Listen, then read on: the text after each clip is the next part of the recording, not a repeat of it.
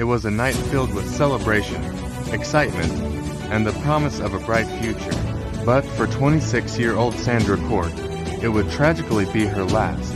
What began as a farewell night out ended in an unsolved murder that has haunted Bournemouth for decades. This is the chilling case of Sandra Court. On May 2, 1986, Sandra Court attended a farewell party with colleagues at Ambassador Life. She was preparing to move to Majorca, Spain, for a new job as a nanny. After leaving the party at 10:30 p.m., she told her sister she was going for more drinks. By 2:30 a.m., she was spotted at Steps nightclub, visibly intoxicated. A taxi was called, dropping her off at her sister's home. Just before 3 a.m., but her sister wasn't home. Sandra, left stranded, decided to walk to her parents' house a mile away. That was the last confirmed sighting of her alive. At 7 p.m. on May 3rd, teenagers on a walk discovered Sandra's body in a water-filled ditch along the Avon Causeway. She had been strangled with minimal force, leading investigators to believe a ligature was used.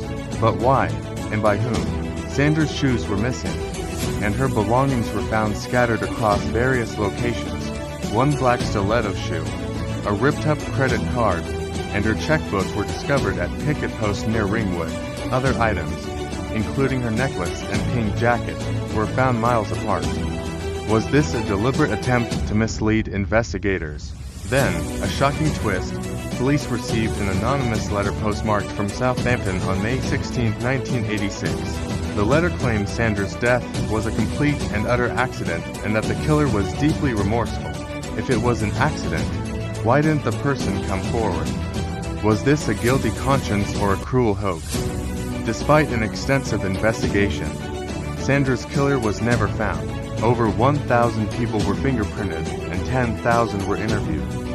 One theory suggested a serial offender, the same man convicted of murdering Shirley Banks in 1987. Some speculated he was also linked to Susie Lamplou's disappearance.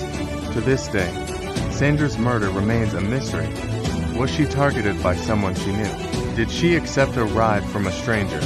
And what secrets did the anonymous letter truly hold?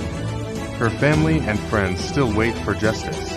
If you have any information, no matter how small, it could be the missing piece of the puzzle. Cases like Sandra Court's deserve answers. Let's keep the conversation going.